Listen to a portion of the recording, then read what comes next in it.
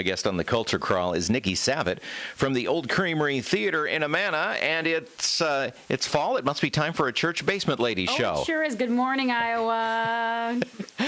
Glad that you're here today. Thanks so much for coming in. You're very welcome. Thank you for having me. You've been here before. You've been done shows with the Old Creamery Theatre before. But yes. Before we start in on the the current incarnation of the Church Basement Ladies, tell me a little bit about Nikki. Where'd you grow up? Where'd you go to school? Wow. I grew up Arlington Heights, Illinois. So I'm as we say, a northwest suburb, Brad. It always sounds cooler to say Chicago, but.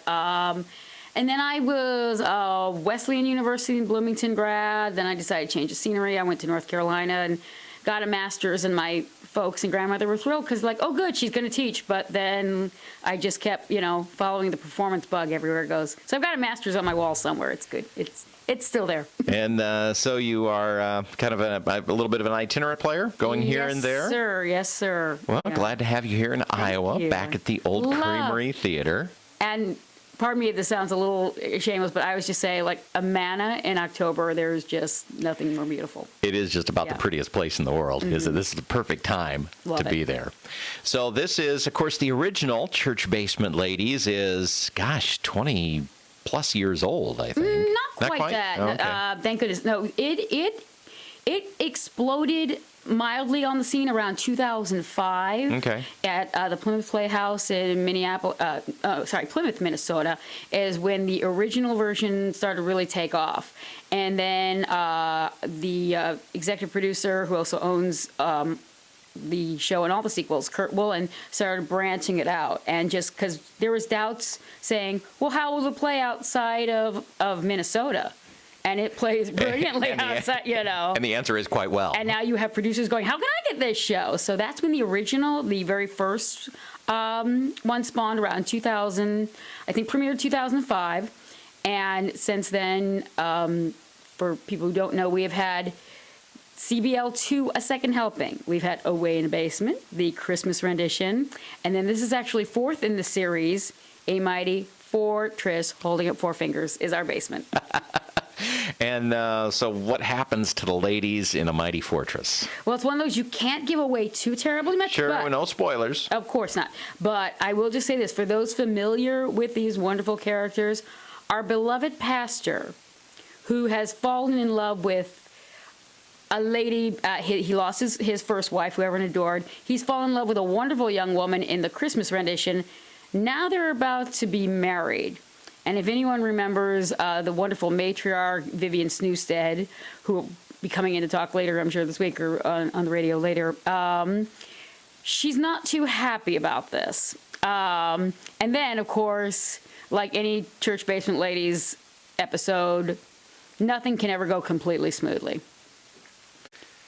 And hilarity ensues. Slamming doors. Oh, my goodness. Slamming doors, orange Jell-O salad. Oh, we have Jell-O, and like I said, there's part of me that goes, oh, but I can't give it away. So you gotta come see it. It's just oodles of fun.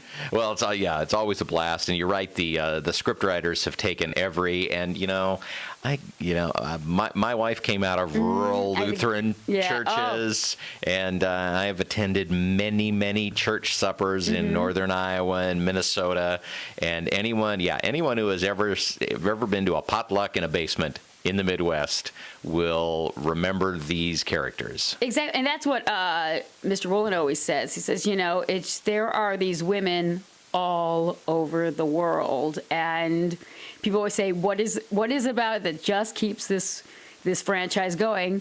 These wonderful, unappreciated women and their hardworking, underappreciated pastors love to come see versions of themselves celebrated on stage. Now, maybe not as much craziness happens to them as happens in our show, but... Well, the show is A Mighty Fourtress is our basement. It's the fourth in the Church Basement Ladies saga, and it opens when? It's going to open October 9th and play through November 9th. And we're always proud to say these sell very, very well. So please get your reservations. Come see us. There are a variety of show times, generally, I think, Thursday through Sunday, right? Actually, Wednesday. Wednesday through Sunday. And we have added Saturday matinees the last 2 weekends. know Okay. those dates are. Well, as I said, there are some matinees during the week, and then some evenings, of course, and some matinees over the weekend Friday, too. Saturday evenings, and Wednesday, Thursday, Sunday matinees. And then a couple of Saturdays toward the end. So anyway, sir. there's a bunch. Yes. So go to the Old Creamery website and pick out your show of choice, or give them a call. The website is OldCreameryTheatre.com. or oldcreamery.com, Yes, I that's- think, isn't it? Yeah. And then I need more coffee, I think. and then if people want to pick up the phone and actually talk to a human being, they can do so at 319-622-6262. all right, Nikki Savitt from See, it's got oldcreamery.com right here. right there, So, yeah. right there on the poster. Oldcreamery.com is where you can go to find out more information. Nikki Savitt, thanks so much. Thanks you. for coming back to Iowa and doing the show. Always a pleasure. And like I said, you are going to laugh so hard. You really are. It's the latest in the church basement, ladies. Saga, Mighty Fourtress is our basement. October 9th is the opening. Runs through November 9th at the Old Creamery Theatre. Thanks again for being here, Nikki. Thank you so much, sir. Always a pleasure.